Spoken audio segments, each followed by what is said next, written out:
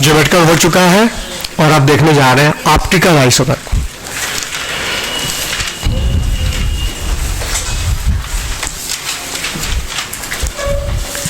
ये थोड़ा बड़ा पार्ट है, इसमें एग्जाम्पल ज़्यादा है तो इसलिए ये थोड़ा टाइम लेता है इसमें, लेकिन जो कंसेप्ट हम सुनेंगे वो सब हमको कोऑर्डिनेशन में काम देगा।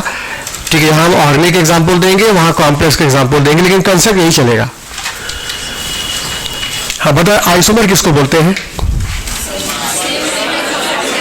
Compound different, formula same.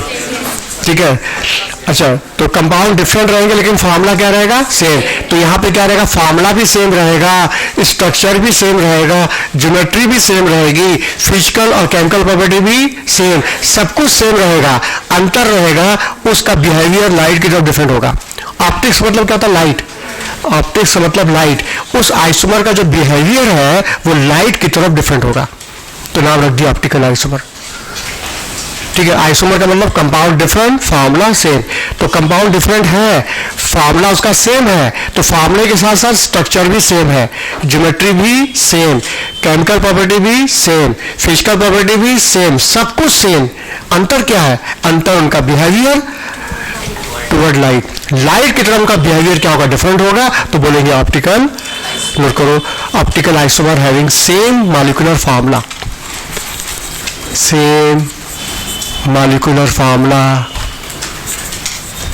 same geometry,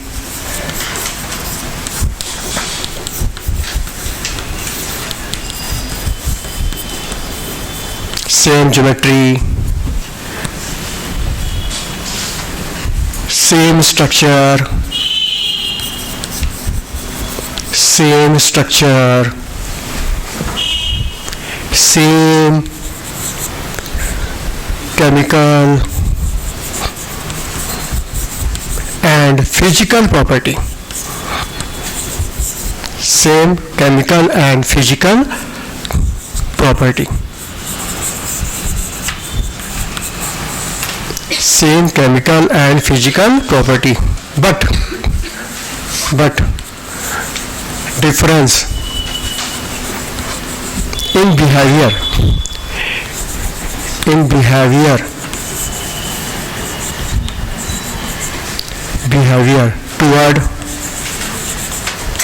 toward plane polarized light, plane polarized light, PPL, difference behavior toward the plane polarized light, मतलब लाइट की तरफ उसका बिहेवियर डिफरेंट है, तभी नाम रखा ऑप्टिक्स। ऑप्टिक्स मतलब ये ऑप्टिक्स से लिया गया ना, optical isomer. Difference behaviour toward the plane polarised light, plane polarised light की तरफ उसका बिहेवियर क्या होगा? डिफरेंट होगा। तो ऐसे केस में उसको बोलेंगे ऑप्टिकल आइसोमर। ठीक है, तो आइसोमर का मतलब फार्मूला सेम, कंपाउंड डिफरेंट। ठीक है, तो यहाँ तो फार्मूला तो सेम है ही है, स्ट्रक्चर भी सेम, ज्योमेट्री भी सेम, फिजिकल प्रॉपर्टी भी सेम, केमिकल प्रॉपर्टी भी सेम, सब कुछ सेम, बस अंतर है उनका बिहेवियर टुवर्ड द लाइट। कौन सी light? Plane polarised light. Example देके बताते हैं, जैसे एग्जाम्पल है लैक्टिक एसिड। देखो लैक्टिक एसिड, एग्जाम्पल देके बताएं लैक्टिक एसिड। ये दूध में जो खटास आ जाती है कई दिन का रखा हो तो उसमें किसकी वजह से? ड्यू टू लैक्टिक एसिड, है ना, लैक्टिक एसिड। ये लैक्टिक एसिड है। अब इसी लैक्टिक एसिड को हम दो तरह से लिख सकते हैं, एक तो सामने दिख रहा है ये, दूसरा इसके सामने मिरर रख दे, मिरर, तो इसका इमेज कैसा बनेगा?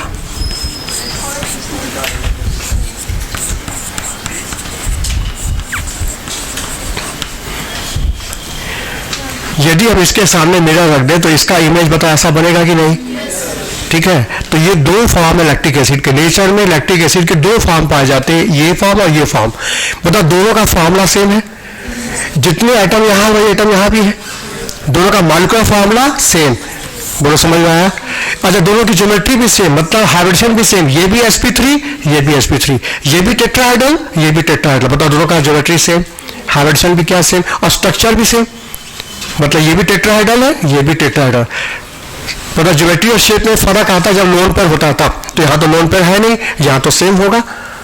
तो बोलो समझ आएगी नहीं? फॉर्मूला भी दोनों का सेम है, हाइब्रिडेशन भी दोनों का sp3 सेम है, दोनों की ज्योमेट्री शेप भी क्या है, टेट्राहेड्रल सेम है। अच्छा, दोनों का फंक्शन ग्रुप सेम होने से इनकी केमिकल प्रॉपर्टी भी सेम है। जो फंक्शन यहाँ वही फंक्शन यहाँ भी है, जो अल्कोहल यहाँ वही अल्कोहल यहाँ भी है। तो सेम फंक्शन होने से इनकी केमिकल प्रॉपर्टी भी सेम और फिजिकल प्रॉपर्टी भी सेम, क्योंकि molecular weight same. Physical property आती है मॉलिक्यूलर वेट से और केमिकल प्रॉपर्टी आती है फंक्शनल ग्रुप से।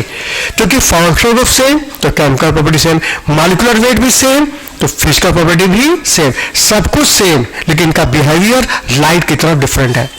इसमें से एक कंपाउंड प्लेन पोलराइज के प्लेन को रोटेट करेगा क्लॉकवाइज और दूसरा रोटेट करेगा एंटी क्लॉकवाइज। फिर कहोगे ये क्या होता है? Plane polarise light.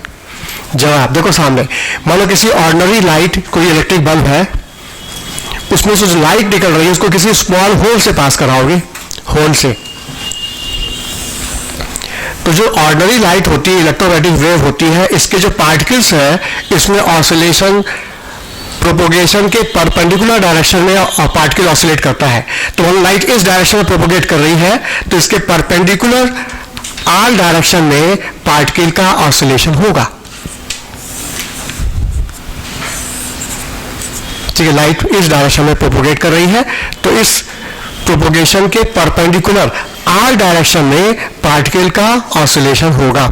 ये इलेक्ट्रोमैग्नेटिक वेव्स है। Ordinary light is the electromagnetic wave in which particle having oscillation or direction perpendicular the path of propagation. जिस डायरेक्शन में लाइट प्रोपोगेट कर रही है उसके परपेंडिकुलर डायरेक्शन में सारे डायरेक्शन में पार्टिकल का ऑसिलेशन होगा। और जब इस लाइट को हम निकोल प्रिज्म से पास कराएंगे, निकोल प्रिज्म, ये क्या है? ये कैल्साइट का बना होता है। कैल्साइट मतलब कैल्शियम कार्बोनेट का बना है ये प्रिज्म। जब इस ऑर्डिनरी लाइट को, जिसमें पार्टिकल का ऑसिलेशन आर डायरेक्शन में है, प्रोपोगेशन के परपेंडिकुलर डायरेक्शन में सारे डायरेक्शन में पार्टिकल का ऑसिलेशन है, जब इस लाइट को निकोल प्रिज्म से पास कराएंगे तो जो लाइट ट्रांसमिट होकर के आएगी उसमें ऑसिलेशन किसी एक प्लेन में होगा बस। जब पार्टिकल का ऑसिलेशन किसी एक प्लेन में होगा तब इस लाइट को कहेंगे प्लेन पोलराइज्ड लाइट। समझ आया? Ordinary light is the electromagnetic wave जिसमें पार्टिकल का जो ऑसिलेशन होता है वो प्रोपोगेशन के परपेंडिकुलर डायरेक्शन में आर डायरेक्शन में पार्टिकल ऑसिलेट करता है। जब उस लाइट को हम निकोल प्रिज्म से पास कराएंगे तो जो लाइट ट्रांसमिट होकर के आएगी उसमें ऑसिलेशन किसी एक प्लेन में होगा, तब उस लाइट को बोलेंगे प्लेन पोलराइज्ड लाइट। और ये पूरा जो सेटअप है एक इंस्ट्रूमेंट के अंदर सेट किया जाता है और उस पूरे इंस्ट्रूमेंट का नाम है पोलारीमीटर। ये इंस्ट्रूमेंट का नाम पोलारीमीटर है जिससे हम लोग चेक करके बताते हैं कि कंपाउंड ऑप्टिकल एक्टिव है कि नहीं है। कैसे बताएंगे? क्या करेंगे? उस कंपाउंड का सॉल्यूशन बनाएंगे। ठीक है, किसी टेस्ट ट्यूब के अंदर, ये टेस्ट ट्यूब में हमने इसका सॉल्यूशन बना लिया, लैक्टिक एसिड का या किसी और ऑप्टिकल कंपाउंड का सॉल्यूशन बनाया और इस सॉल्यूशन को इस लाइट के रास्ते में रख देंगे। इस लाइट के रास्ते में हम रख देंगे। इस सॉल्यूशन के रखते ही ये सॉल्यूशन क्या करेगा? इस प्लेन पोलराइज के प्लेन को रोटेट कर देगा, या तो क्लॉकवाइज डायरेक्शन में रोटेट कर देगा। ये सॉल्यूशन यदि इस प्लेन पोलराइज के प्लेन को क्लॉकवाइज डायरेक्शन में रोटेट कर दिया तो इसको कहेंगे डेक्स्ट्रो या डी फॉर्म। और यदि ये सॉल्यूशन इस प्लेन पोलराइज के प्लेन को एंटी क्लॉकवाइज डायरेक्शन में रोटेट कर दिया तो क्या बोलेंगे? इसको लीवो या अल्फा।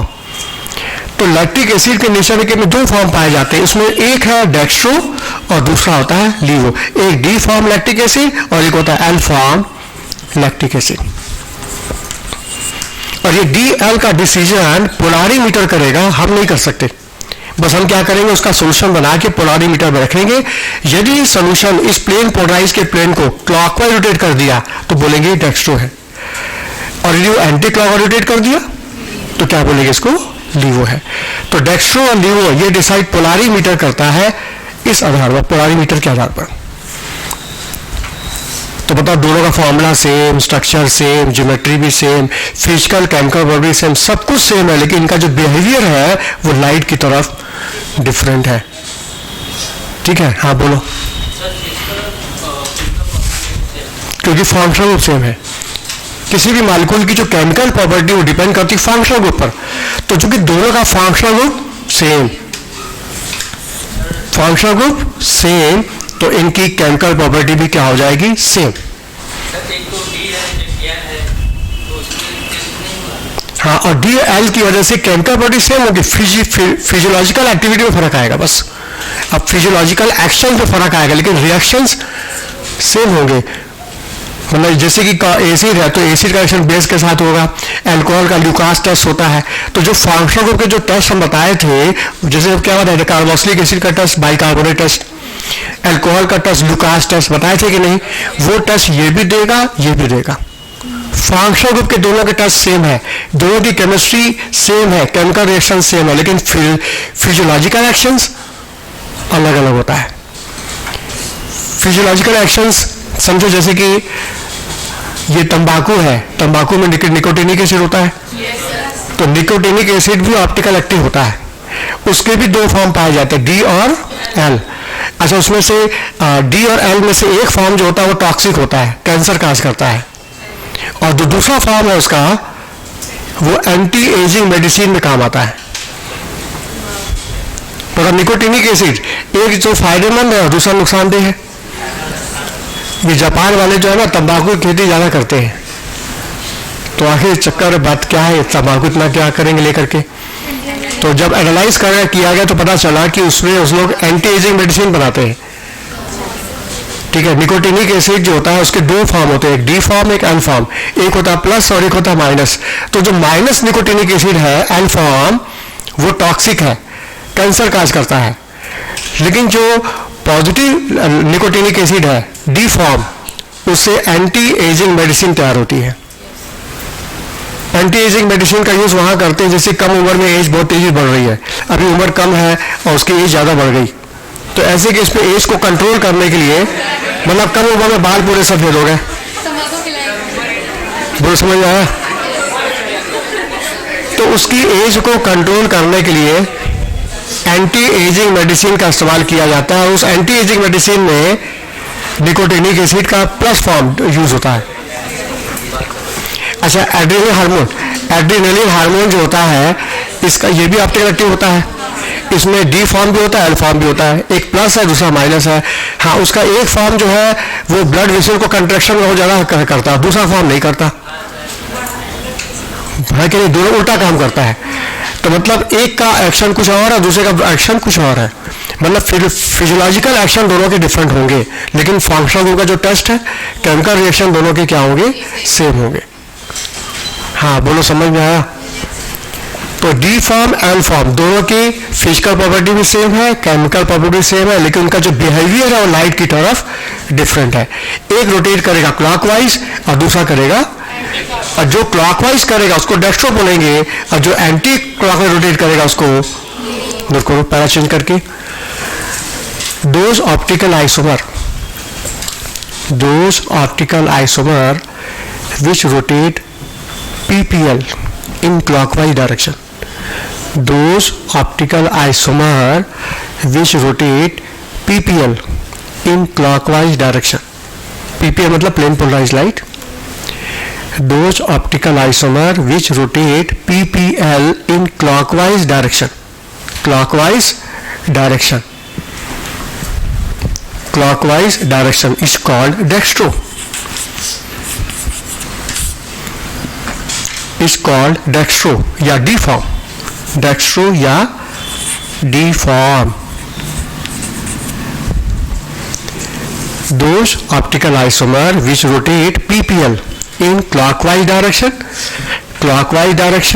is called dextro या D form, and which rotate anti-clockwise direction, which rotate PPL in anti-clockwise direction, which rotate PPL in anti-clockwise direction is called LIVO.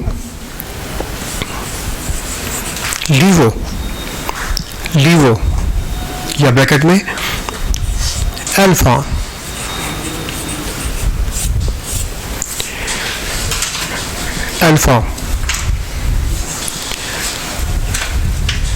हाँ बोलो, समझ में आया? तो नेचर में लैक्टिक एसिड के दो फॉर्म पाए जाते हैं, D lactic acid and lactic acid. और डी एल ये दोनों का formula same, structure same, geometry same, physical property भी सेम, केमिकल प्रॉपर्टी भी सेम, बस इनका जो बिहेवियर है वो पीपीएल की तरफ डिफरेंट है। एक रोटेट करेगा क्लॉकवाइज, दूसरा करेगा एंटी क्लॉकवाइज। और देखो ये जो दोनों आपस में मिरर इमेज है, लेकिन देखो इसको उठा के ऊपर रख दे, मतलब इसको उठा कर ऐसे इसके ऊपर रख दे, क्या ढक जाएगा पूरा पूरा? जिसे उठा के रखेंगे तो इस एच के ऊपर OH आएगा, मतलब ये दोनों एक दूसरे को सुपरइम्पोज, तो हम कहेंगे ये दोनों आपस में इनएंशियोमर है। तो इस पेयर का नाम क्या रखा गया? हाँ, इनएंशियोमर। तो D and L form are enantiomer pair. D and L form are enantiomer pair. D और L क्या है? enantiomer है, enantiomer। याद को हमने एक दिन डाइसोमर बोला था ज्योमेट्रिकल पढ़ाते समय, और आज एक नया शब्द दे रहे हैं enantiomer। तो enantiomer बोलते किसको है? ठीक है, आज ये है, कल कोई नया कंपाउंड आएगा तो हम enantiomer बोलें किसको? हाँ, ऐसे ऑप्टिकल आइसोमर जो आपस में एक दूसरे के मिरर इमेज तो है लेकिन सुपरइम्पोज। नोट करो, enantiomer the pair of optical isomer, pair of optical isomer which are mirror images, pair of optical isomer which are mirror images but does not superimpose।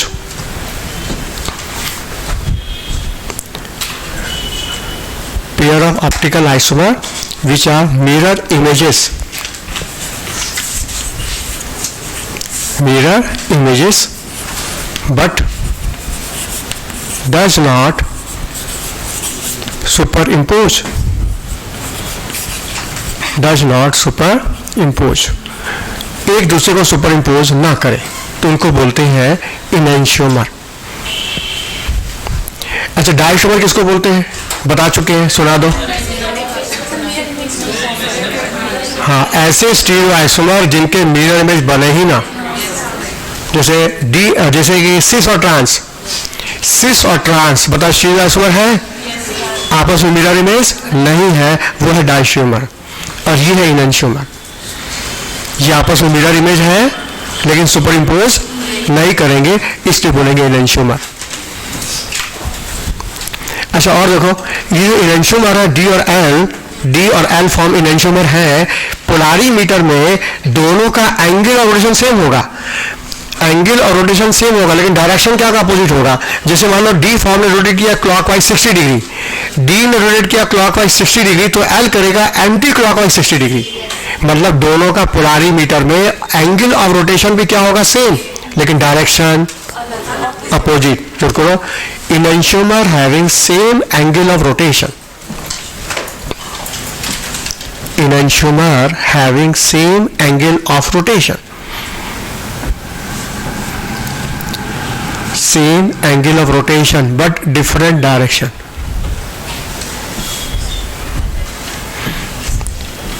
enantiomer having same angle of rotation but different direction।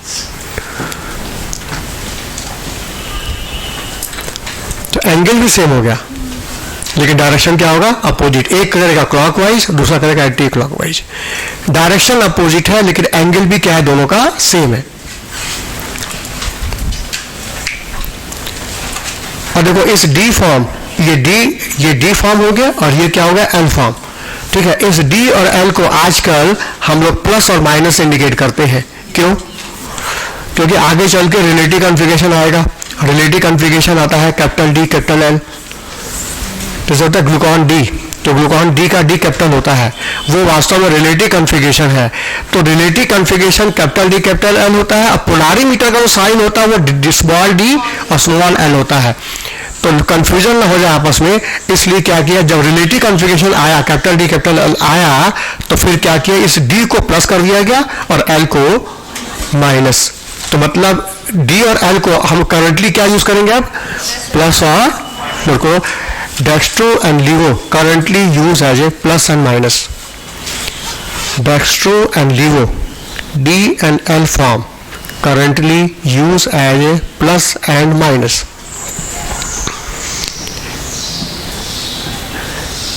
Dextro and levo D and L form currently used as a plus and minus. D को plus मानेंगे और L को minus.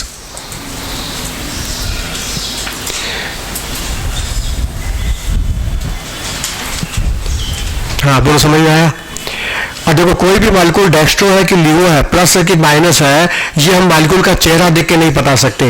ये decide केवल polarimeter करता है. बस polarimeter का काम, ये एक्सपेरिमेंटल पार्ट है. थ्योरेटिकली हम मालिक्यूल को देख के नहीं कर सकते कि डेक्स्ट्रो होगा लीवो होगा.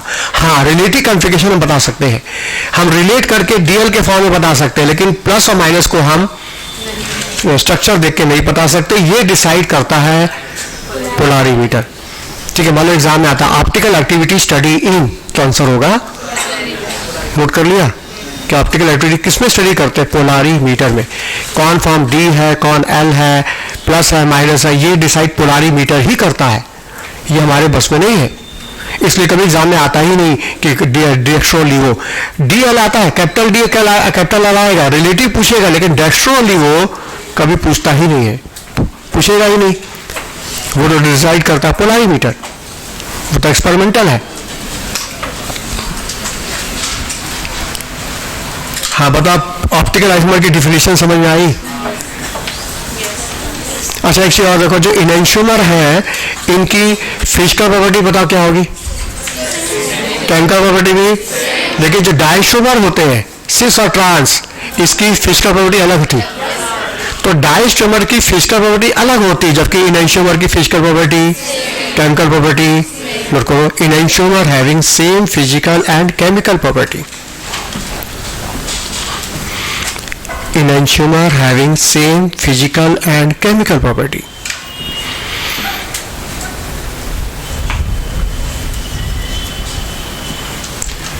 Enantiomer having same physical and chemical property.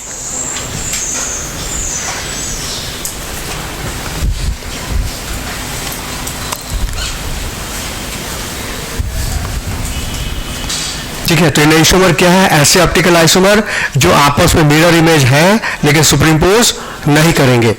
इनकी फिजिकल और केमिकल प्रॉपर्टी क्या होगा? सेम होगा. पोलारीमीटर में इसका एंगल रोटेशन भी क्या होगा? सेम होगा, बस डायरेक्शन अपोजिट होगा. एक रोटेट करेगा क्लॉकवाइज, दूसरा करेगा एंटी क्लॉकवाइज. चलो, हमने एग्जांपल दे दिया लैक्टिक एसिड का. वैसे देखा जाए तो ऑप्टिकल आइसोमर के एग्जांपल तो ऑर्गेनिक केमिस्ट्री में बहुत सारे हैं, मोर देन 100, 100 से भी ज्यादा है. अच्छा, ऑर्गेनिक में 100, कोएडिशन में तो उससे भी ज्यादा है. कॉम्प्लेक्स कंपाउंड में आइसोमर की संख्या ऑर्गेनिक से भी ज्यादा है. तो देखा जाए एग्जांपल दोनों को मिला दो तो बहुत सारे एग्जांपल हो जाएंगे. और कितने एग्जांपल हम रटेंगे कि कौन एक्टिव है कौन इनएक्टिव है, तो रटना भी नहीं है, बस एक लाइन तुम समझ लो. बस एक लाइन की मीनिंग समझ लो, तुम किसी मॉलिक्यूल का चेहरा देख के बता दोगे ये एक्टिव है ये इनएक्टिव, बता सकते हो. तुमको रटने की जरूरत नहीं है. ये तो हमने एग्जांपल दिया है लैक्टिक एसिड का. एक लाइन बस तुम पकड़ लो, उस लाइन के आधार पर तुम चाहे ऑर्गेनिक का हो चाहे कॉम्प्लेक्स कंपाउंड का हो, अप्लाई करते जाओगे, तुमको आंसर मिलता जाएगा कि एक्टिव है कि इनएक्टिव है. बताओ वो लाइन क्या है? हेडिंग दो, condition for optical activity.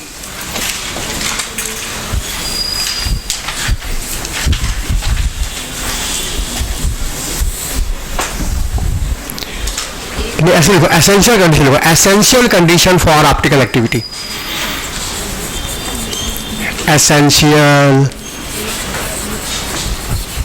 Condition for optical activity. कोई भी कंपाउंड, चाहे वो ऑर्गेनिक हो चाहे वो कॉम्प्लेक्स हो, वो ऑप्टिकल एक्टिव होगा कि नहीं, उसके लिए सबसे एसेंशियल कंडीशन क्या है? Option A. अब तुमको टिक मारना इसमें. ऑप्शन ए, हाँ, मॉलिक्यूल हैविंग कायरल कार्बन, पहला ऑप्शन. दूसरा है मॉलिक्यूल शुड बी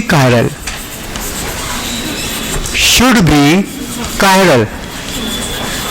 तीसरा both is correct, D none is correct.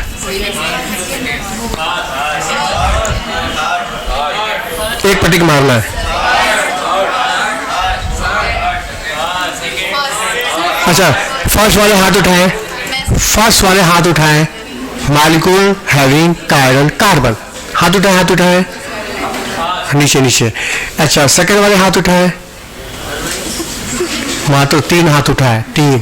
अच्छा, थर्ड वाले हाथ उठाए, थर्ड की संख्या ज्यादा है और सही आंसर है बी, मात्र 3 लोग का सही है, 3 लोग का सही है। और आज के लेक्चर का यही एसेंस है, यही निचोड़ है आज के लेक्चर का। बस इसी लाइन को पकड़ लो, समझ लो तो काम बन जाएगा। Molecule should be chiral, chiral carbon कोई एसेंशियल नहीं है, एसेंशियल है मॉलिक्यूल शुड बी कायरल। अच्छा बताओ, कायरल कार्बन बोलते किसको है?